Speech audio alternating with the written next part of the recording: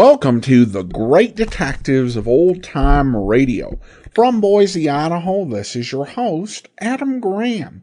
If you have a comment, email it to me, box13@greatdetectives.net. Follow us on Twitter at Radio Detectives and become one of our friends on Facebook, facebook.com/Radio Detectives. Today's program is brought to you in part by the financial support of our listeners. And I want to thank Nicholas, who sent along a one-time donation at support.greatdetectives.net. You can also send a donation online with the Zelle app to box13@greatdetectives.net. And I want to thank Dan for sending a donation via mail to our P.O. Box. Adam Graham, P.O. Box 15913, Boise, Idaho 83715. And you can also become one of our ongoing Patreon supporters by going to patreon.greatdetectives.net and can pledge as little as $2 per month. All right, well, now it's time for today's episode of Rocky Jordan. The original air date, August the 21st of 1949. And this one is The Gum Queen. Buy wisely. Buy for flavor. Buy Del Monte. Del Monte, the brand you trust for flavor in so many good foods. Time now for Rocky Jordan, brought to you by Del Monte Foods, the brand preferred by more women than any other line of canned fruits and vegetables in the world.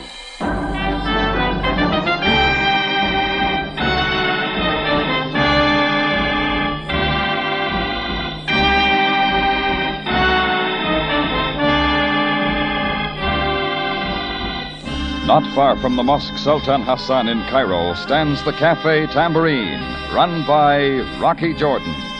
The Cafe Tambourine, crowded with forgotten men, alive with the babble of many languages. For this is Cairo, where modern adventure and intrigue unfold against the backdrop of antiquity. Del Monte presents Rocky Jordan and this week's story, The Gum Queen.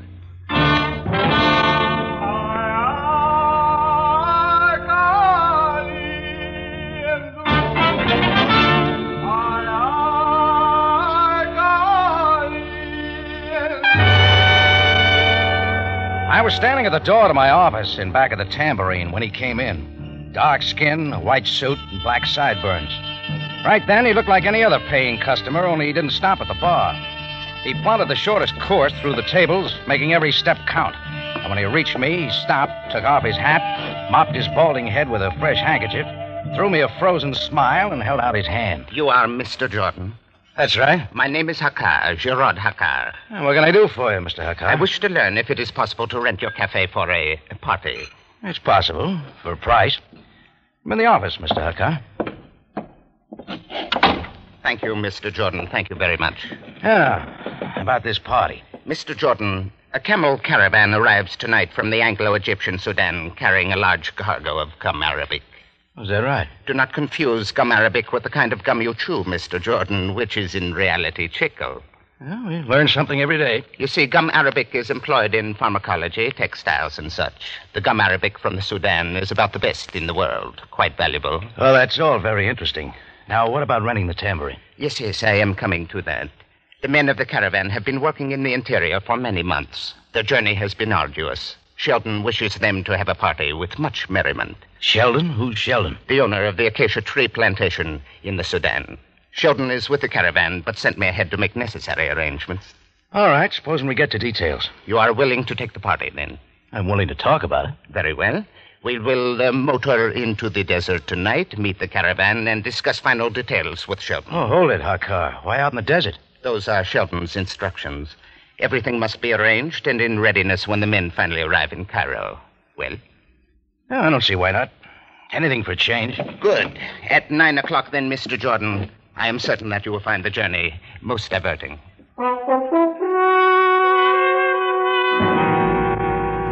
I was going to remember those words. Anyhow, at the crack of 9, Gerard Hakar steered a 1938 rented convertible up to the Tambourine door. I piled in and we drove through Cairo and across the Ismail Bridge. On the west side of the Nile, we turned south for a while, then off toward the desert. Oh, I enjoyed every bit of it. With a full moon riding high, the sight of the pyramids was worth seeing again. As we left them behind, Hakar slowed the car and kept peering off into the desert. Finally, against the glow of the sky, a camel came climbing up over a distant sand dune. Then another and another, till there were 24 of them in a line and coming our way. That is our caravan, Mr. Jordan. We will wait here. It's quite a sight, Mr. Hakar. Indeed it is. Ships of the desert, Mr. Jordan. Loaded with the product of a year's labor in the Sudan. You're sure Sheldon's with them? Observe riding in the lead there. That is Sheldon. It could be no one else. We waited there for them to approach out of the deep sands.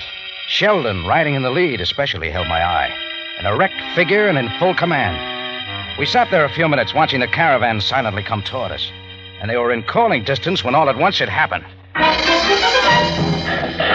Riding up over the horizon came a pack of horsemen, guns firing and heading directly into the caravan. Bedouin tribesmen, Mr. Jordan, raiders in the night. They were pounding in, throwing the drivers to the sand, scattering the camels, and only Sheldon tried to fight back, swinging a whip and pistol, trying to drive off the attack and keep the caravan in line. It was like trying to stop a desert sandstorm. Come, Jordan, let us go to their aid. Now, we were out struggling through the sand. By the time we got to the scene, all the camels had been taken, and the raiding tribesmen were vanishing into the desert night. All but one who saw us coming and tried to run me down. I just managed to jump out of the way, and as he rode by, I grabbed him by the foot. He piled down into the sand. I pulled him up with his robe tightly taut around his throat. And then, with the shot from Hakar's gun, he suddenly slumped and pitched face down in the sand. Some of the camel drivers came running up. That's when I met Sheldon. Wearing a man's shirt, pants, boots, and a gun strapped to her side, but all woman. Is he hurt? Yes, but he's still breathing. You didn't have to do that, Hakar. Why should I not shoot him? He was a common thief. Why should we not shoot all of them if we could? Turn him over. We'll see what can be done. Here, help me tear up his rope. We can bind the wounds for now. Sure. You got the right idea, lady. Oh, by the way, who are you? My name's Jordan. This is Rocky Jordan, Mrs. Sheldon. He is from the Cafe Tambourine to discuss the party. Help Hakar, will you, Rocky? Carry this man to the car. Get him into Cairo. Mrs. Sheldon, is this necessary? Can we not just leave him? If we don't get him to a hospital bed soon, he'll die. And what difference does it make for such as him? Difference? Dead men don't talk, Hakar. If this man lives, he can tell us plenty. Who led the Bedouin raid? Where they're taking the Gamero... Quickly, Hakar. Very well, Mrs. Sheldon. I will take him to the Cairo hospital at once. And see that he gets there alive.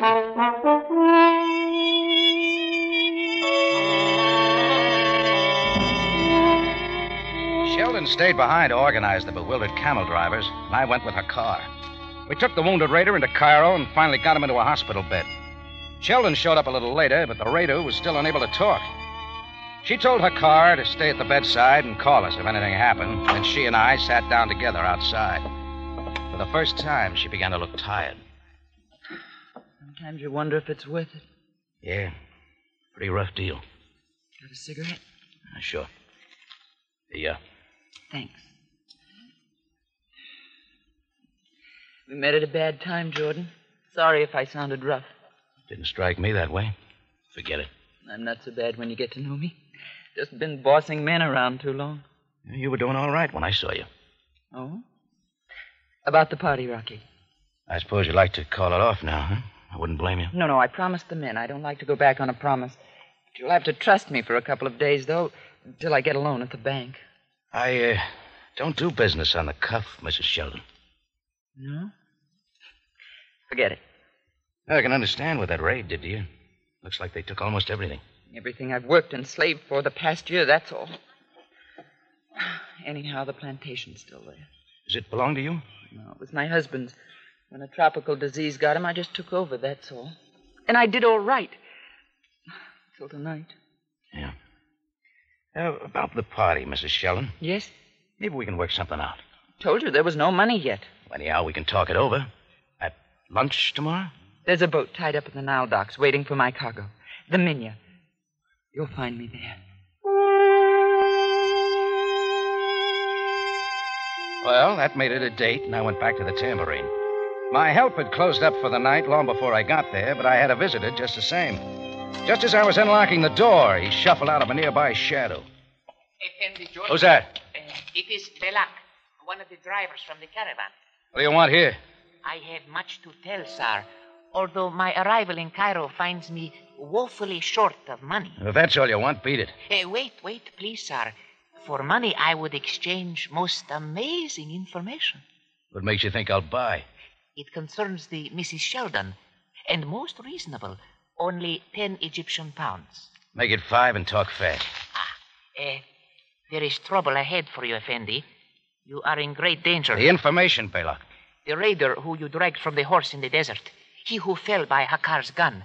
Very strange, sir. Come on, get to the point. The man, he is not a Bedouin at all. Not even a native of the desert. And who is he? The man is a Greek named Trachus. Trachus? How do you know all this? That is information I do not sell. But I ask you, Jordan Bey, why would Trachus be with the Bedouins?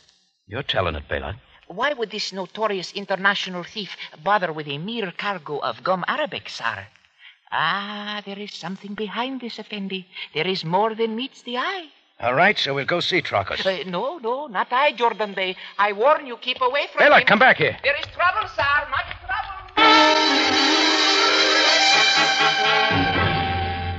He kept running, and I didn't try to follow. Belak had told me plenty for his money, enough to send me backtracking to the hospital with a lot of questions. I don't like walking into trouble, and right now is the time to clear it up. When I got to the hospital floor where they'd taken Trachus, neither Sheldon nor Hakar was there, but plenty of other people were.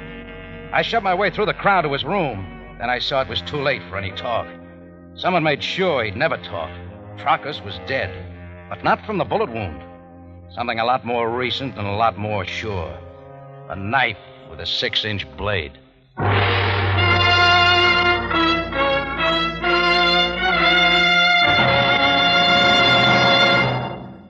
Del Monte Foods is presenting tonight's adventure with Rocky Jordan. Now, here's a little family drama that's worth listening in on. Enter our hero. He's just finished polishing the family car. There's nothing like polishing the car to give a man a thirst. Well, you hard-working angel, I've got just the thing you need for a pick-me-up. Well, keep me not in suspense, my love. My tongue hangeth out. Hold your horses, dear. I'll just get this pitcher out of the refrigerator. And here you are. Del Monte tomato juice. A nice, cool glass. Say, that's really refreshing. Right, for a real refreshment. A pick-me-up when you need it.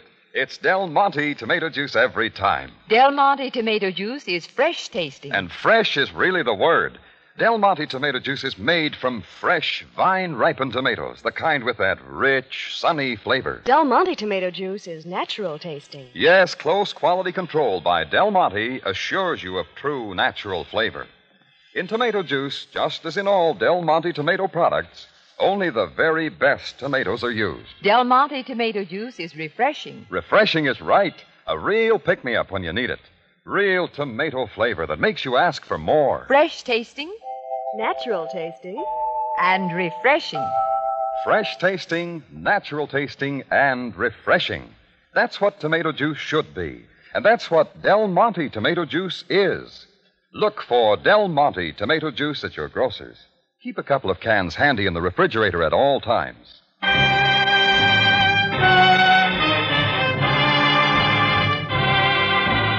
And now we take you back to Cairo and tonight's Rocky Jordan story, The Gum Queen.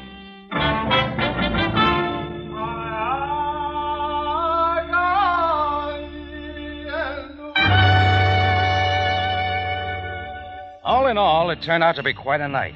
The attack by Bedouin tribesmen on an incoming caravan from the Sudan, the wounded Bedouin who turns out not to be a Bedouin at all, but a Greek named Trachus. Before I can get to him with some questions, somebody else gets there first with a knife. Well, that brought Captain Sam Sabai into the case real quick, and it wasn't long before I was sitting in his office at headquarters. He was taking a big folder out of the files. Yes, Jordan, it is regrettable that Trachus did not talk before he was killed. Oh, you got something on him, Sam? A most voluminous dossier. Now we shall see. Oh. Yes, indeed. As the driver said, Trachus was a man with an international record. Like what, Sam? 1945, espionage. 1947, connected with a vast narcotics ring. Just what do they stand for, Sam? 1948, suspicion of assassination. Well, a very big man in crime, Jordan. But not anymore. It's most peculiar. That somebody'd want to kill a guy like that? Rather, that Tracus should become involved in something so small, such as raiding a caravan. Well, I don't know. The cargo of gum arabic was worth close to 12,000 pounds. Hardly worthwhile in view of his previous activities. So you think it's something bigger? Well, let's have the rest, Sam. The last we have is when he disappeared into Tanganyika, South Africa, at the beginning of this year. Oh, one moment. You're going to spend the night looking through those files? We omit no possibility. And then I take it you won't need me anymore. Go if you wish. Oh, Jordan. Yeah? About the Mrs. Sheldon, the leader of the caravan. Will you be seeing her again? It's possible. It's on your mind. I'm merely suggesting, Jordan, that you keep yourself free of murder. You've got no reason to suspect her. Not at the moment. But consider, she brings her caravan across the sands almost to the very gates of Cairo before it is conveniently attacked. That all that's bothering you? Hardly. But does it not seem strange? I'll take my chances. Very well, Jordan. But mark my word, you have not seen the last of the gum arabic. Sam wasn't telling me what I wanted, so I left him.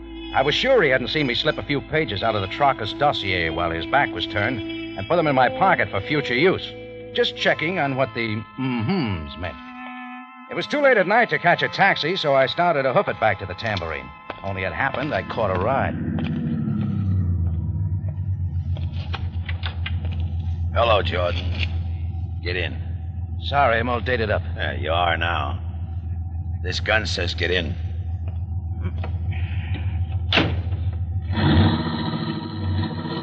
You can bill me for the ride. It's on the expense account. You're working for me, Jordan. Doing what? Playing messenger boy.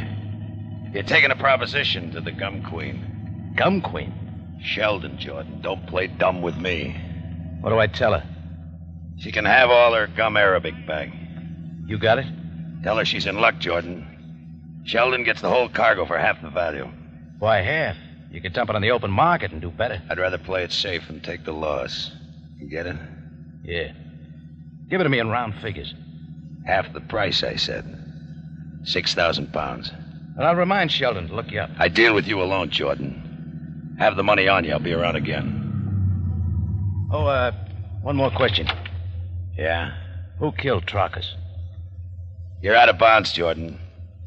Take the deal to Sheldon. And quick!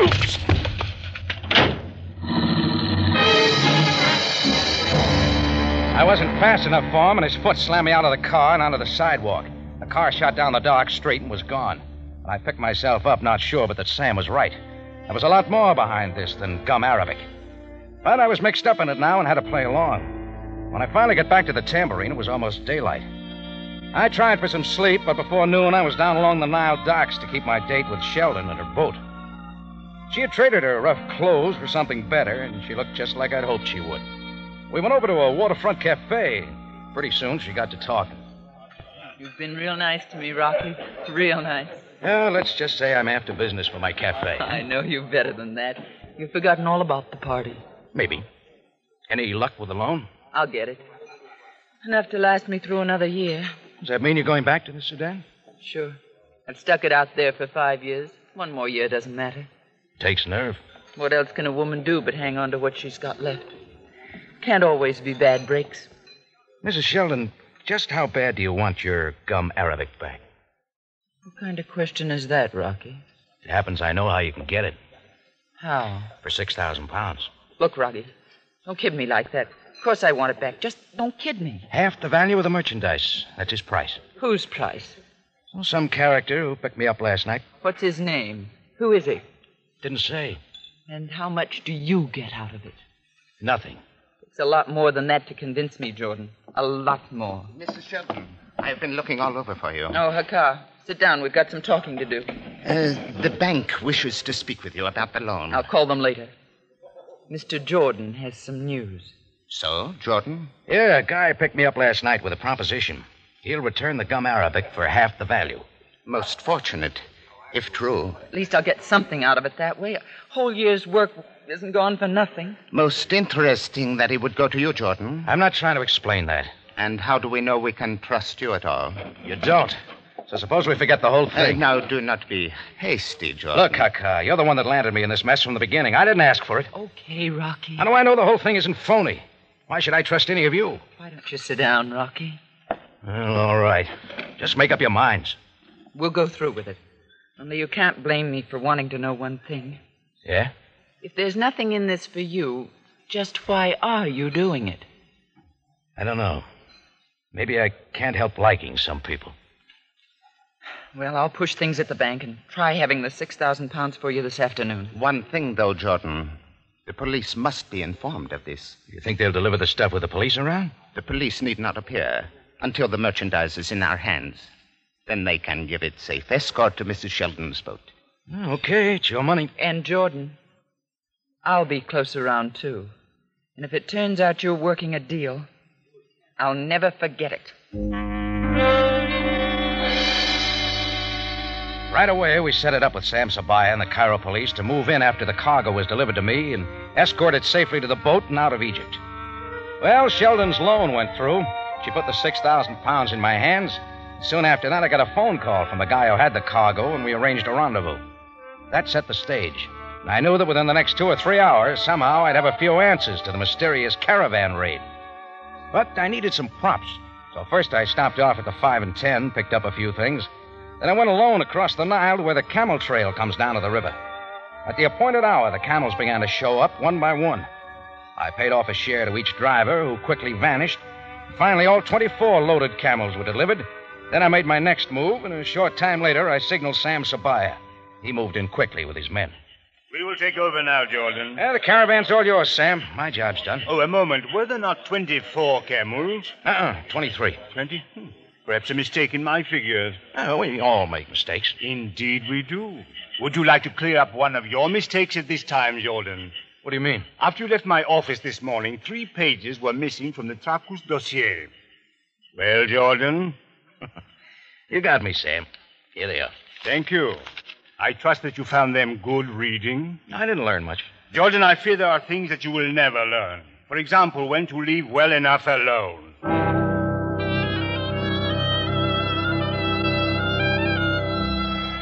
A short while later, I was at Sheldon's boat as the caravan slowly pulled onto the docks. Sheldon, Sam, and I watched from the deck as the last of the gum Arabic was taken off the camels and loaded into the ship's hold. Well, there it is, finally. Yes, Mrs. Sheldon. And rest assured that we will continue in our efforts to find the raiders. Small chance. But thanks for everything, Captain. I will leave a detail of men on board for your protection until you clear Alexandria.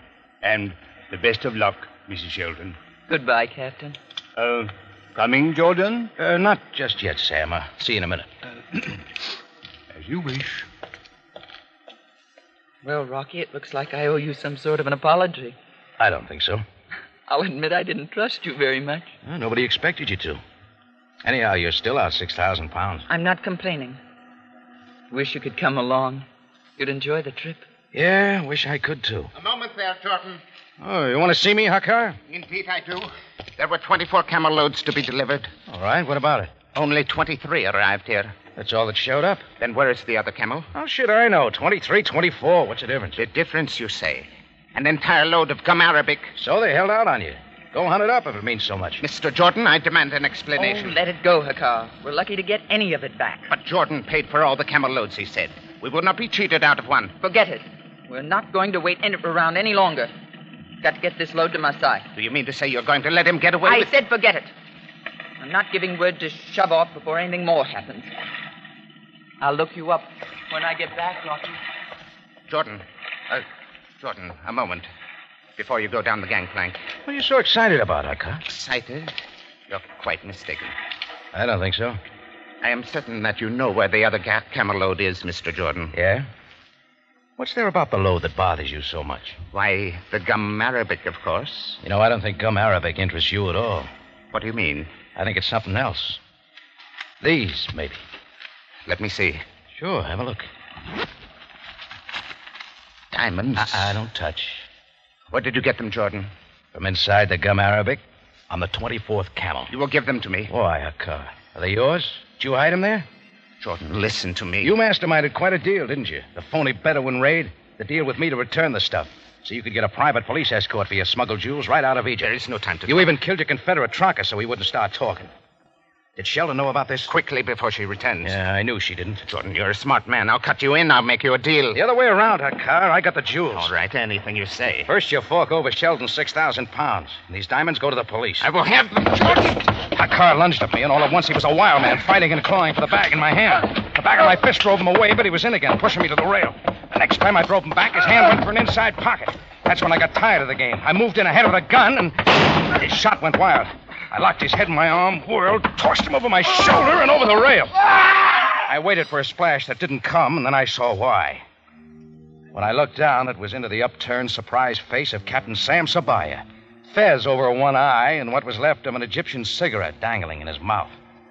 Lying at his feet where he had hit the dock was the crumbled body of Hakar.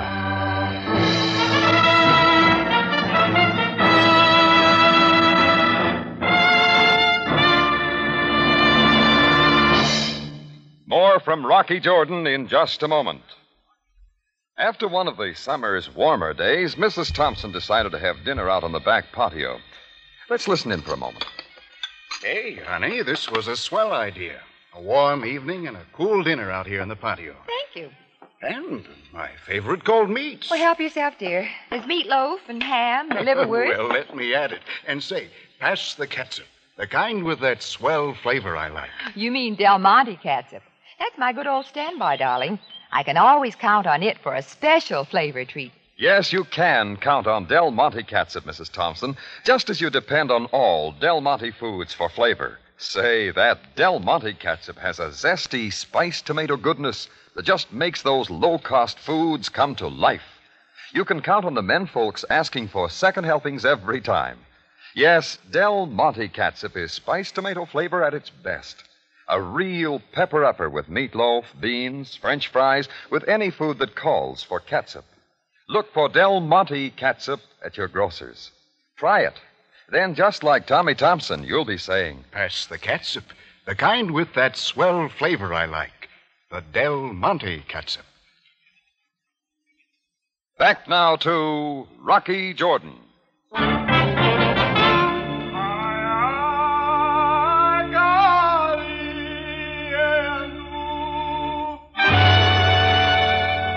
The pieces finally fell into place. Tracus and Hakar had been in the smuggling job together. Their problem was to get the loot off the continent without police interference. So they engineered the phony Bedouin raid. And when the caravan was in their hands, they hid the diamonds inside one of the loads of gum arabic. Then they returned it with the promise of a police escort all the way out of Egypt. That was real clever, and it might have worked. Except that I got onto it when I read the papers from the Tracus dossier. Found out what Sam's mm-hms meant. The Tracus was best known as a jewel smuggler. And the fact that Tracus was last seen in Tanganyika meant just one thing: diamonds. Well, after Sam had put Hakar away, he joined me at my Tambourine for coffee.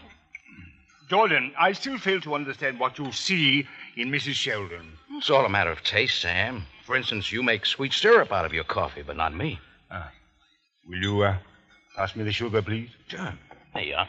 Thank you. You realize, Jordan, that I had instructed my men to thoroughly search the gum arabic on Sheldon's boat before it cleared Alexandria. I didn't know, sir. As I expected, the diamonds were all found there. They fortunately were not on the 24th camel. Oh, I took that chance. I knew that holding out one camel would make the real smuggler show his hand. I'm sure glad it was Hakar instead of Sheldon. One more thing, Jordan. About the diamonds. You mean the ones I had? Yes. I would like to see them. Oh, sure. There you are. Look them over. Diamonds, Jordan? These are nothing but rhinestones. Practically worthless. That's right. I picked them up at the 5 and 10.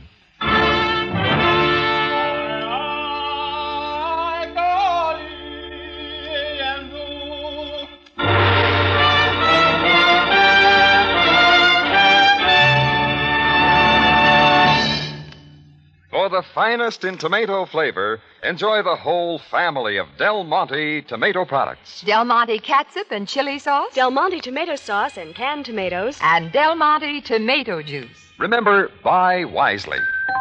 Buy for flavor. Buy Del Monte. Del Monte, the brand you trust for flavor in so many good foods.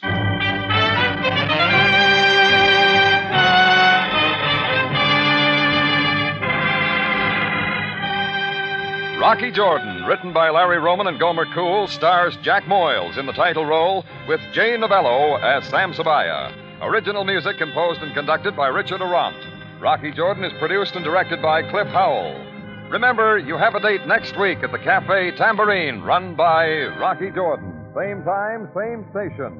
And the story is The Lady from Istanbul.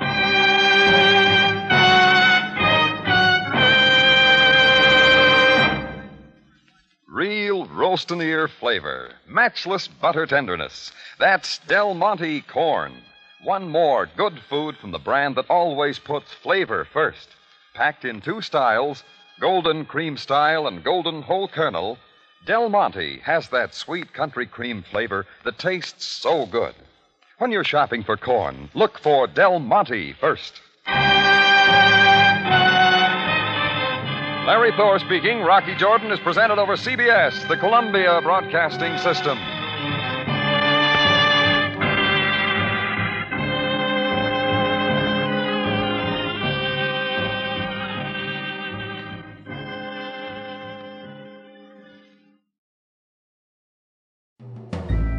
This is Andrea J. Graham, author of the Web Surfer series. Oh, and a Madam's Wife. You're listening to The Great Detectives of Old Time Radio.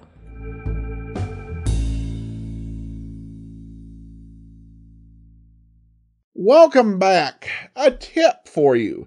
If you can't tell the difference between a rhinestone and a diamond, you really should not be getting into the whole jewel smuggling business.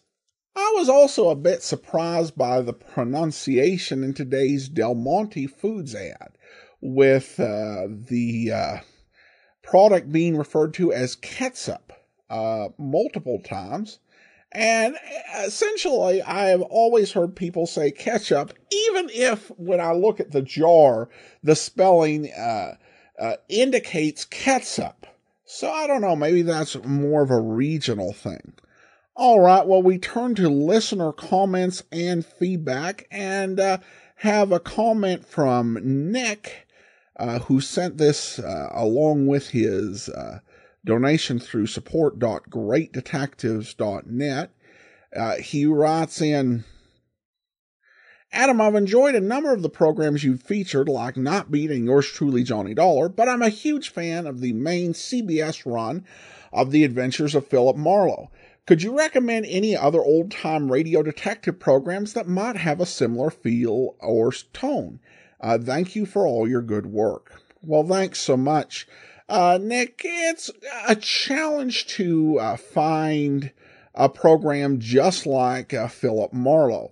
It was a series that could be pretty serious, the way that the cases occurred. That didn't mean it didn't have moments of levity, but it would not be something like Pat Novak or something where there's just a lot of ridiculousness. Usually it would be fairly straightforward with humor kind of to lighten the mood. And it would also not go over the top with its hard-boiled private eye-isms.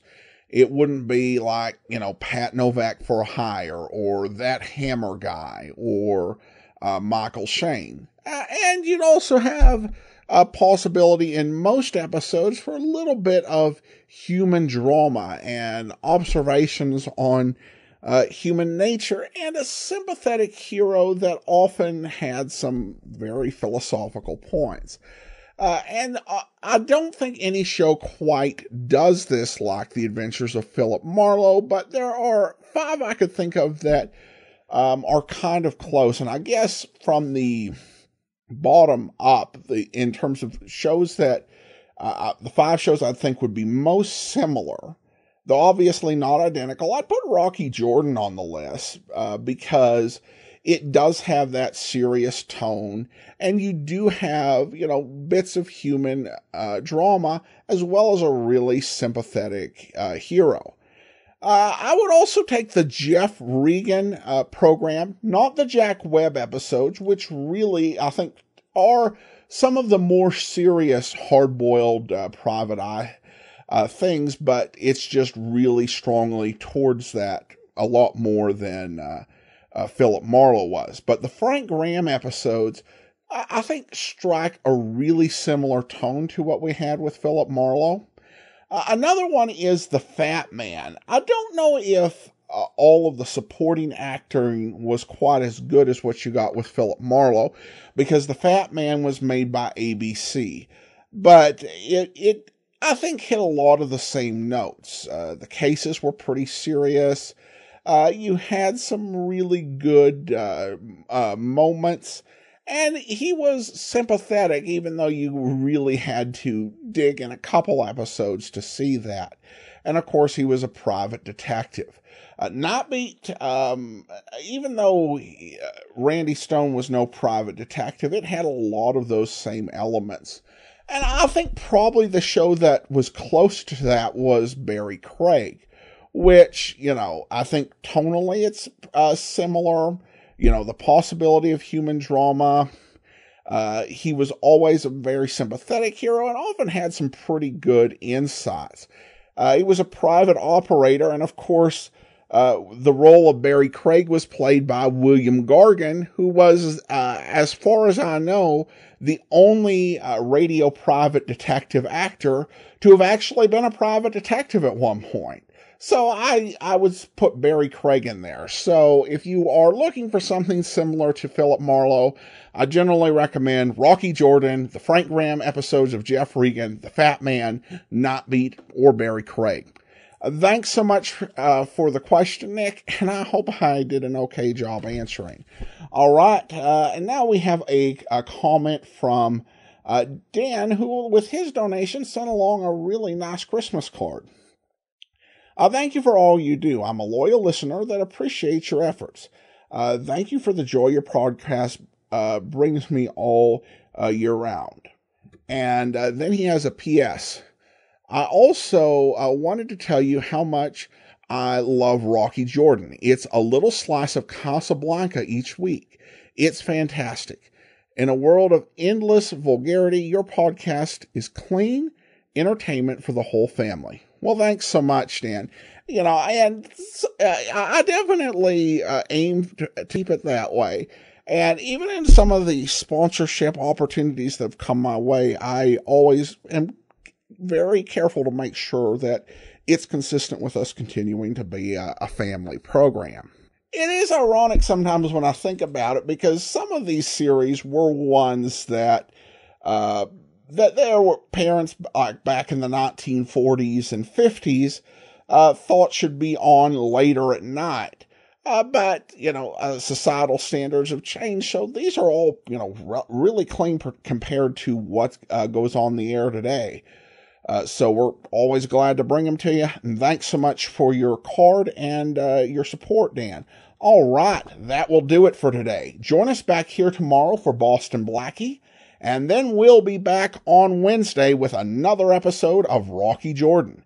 In the meantime, send your comments to box13@greatdetectives.net. Follow us on Twitter at Radio Detectives and become one of our friends on Facebook, facebook.com/Radio Detectives. From Boise, Idaho, this is your host, Adam Graham, signing off.